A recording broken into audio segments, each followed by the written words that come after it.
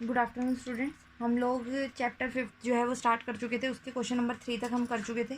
3 का 4th part में एक बार करवा रही हूँ, क्योंकि जब भी मॉडुलस फंक्शन आता है या हमारे पास लेस देन ग्रेटर देन में लिमिट दी होती है, तो हम उस केस में जो है दोनों लिमिट सॉल्व करते हैं, लेफ्ट हैंड साइड भी और राइट हैंड साइड भी। तो देखिए ये क्वेश्चन कैसे होगा।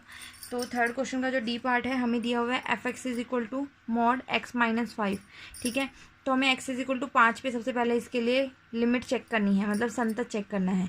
तो सबसे पहले मैंने डायरेक्ट निकाली, x इज 5 पे अगर मैं निकालूंगी तो 5 - 5 0, ये सिद्ध हो गया। इस तरीके से भी कर सकते हैं आप। उसके बाद जो लेफ़्ट राइट वाला है वो तरीका बता रही हूँ मैं। अगर 5 से कम हमारे x का मान चल रहा है तो हम लेफ़्ट लिमिट निकालेंगे।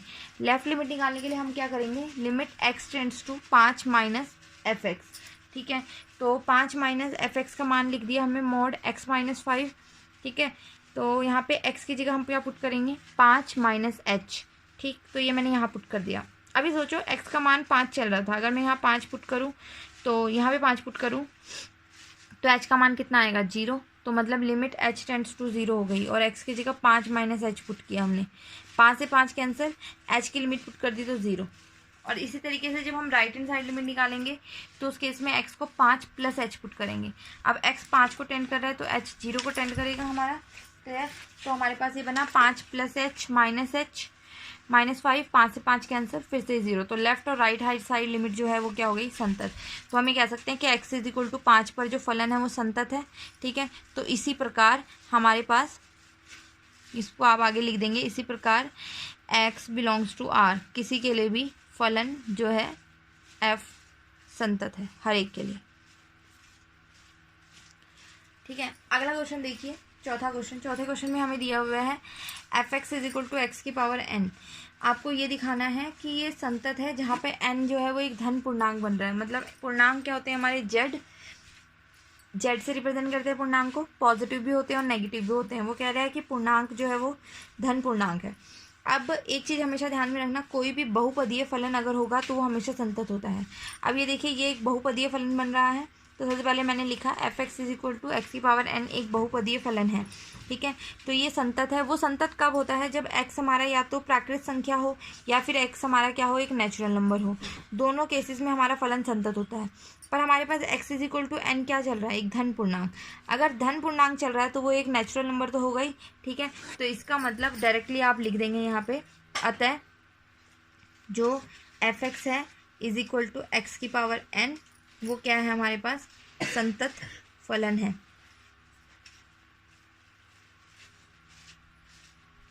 तो इस तरीके से आपका ये 4th क्वेश्चन हो जाएगा।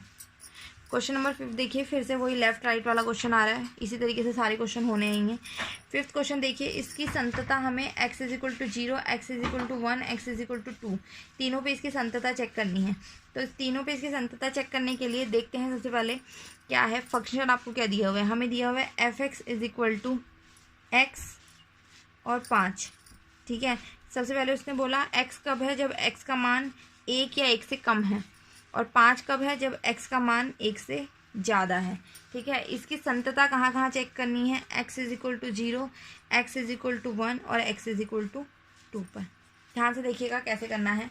सबसे पहले हम बात करते हैं x इज 0। अब बात करो, जब x इज 0 होगा, हमारा x का मान 0 है, 0 चल रहा है, तो 0 1 से कम होगा ना। 0 1 से कम है, इसका मतलब फंक्शन वहाँ पे क्या चल रहा होगा, सिर्फ x। क्लियर है, तो देखते हैं कैसे करेंगे। मैं ले रही हूँ x इज 0 पर, x इज 0 पर f(x) कितना चलेगा आपका, x। अगर f(x) 0 चलेगा तो लेफ़्ट लिमिट निकालो चाहे राइट लिमिट निकालो, दोनों सेम ही आएंगी। देख लेते हैं, चलो।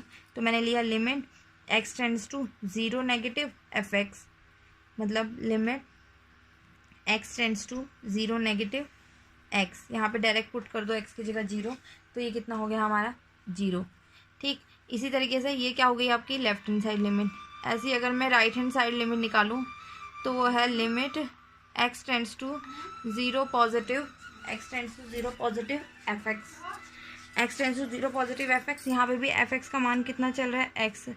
Limit x tends to 0 positive x is equal to 0। Clear, और फिर हम क्या निकालेंगे, f(0), वो भी कितना आ रहा है, 0। तो दोनों चीज़ें बराबर आ गई हमारी, left hand side limit, right hand side limit, और f इज इक्वल टू 0। ये तीनों चीज़ें बराबर हो गई तो हम ये कह सकते हैं कि अतः F X is equal to X पर एक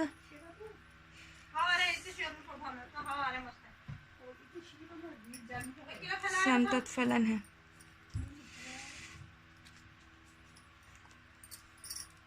ठीक है, तो इस तरीके से आपका ये पहला पार्ट कंप्लीट हो गया, 5th का फर्स्ट पार्ट। इसी तरीके से अगर हम x इज इक्वल टू 1 पे चेक करें इसको, x इज इक्वल टू 1 पे अगर हम बात करते हैं तो यहाँ पे हमें 1 से कम पे भी मान दिया हुआ है, 1 से ज़्यादा पे भी मान दिया हुआ है। तो हमें यहाँ पे दोनों वैल्यू निकालनी पड़ेगी। लेफ्ट लिमिट जब निकालोगे तो एफ एक्स का मान x लोगे, और जब राइट लिमिट निकालेंगे तो एफ एक्स का मान क्या लेंगे, 5 लेंगे। क्लियर है?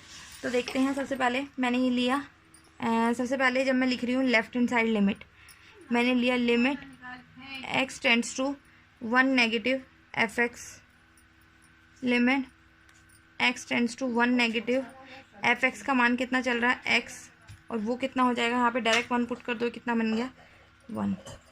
अब राइट हैंड साइड लिमिट निकालते हैं हम, वो बनेगा limit x tends to 1 positive F X, limit x tends to 1 positive पे कितना दिया हुआ है आपको 5, तो इसका मान भी कितना आ जाएगा 5।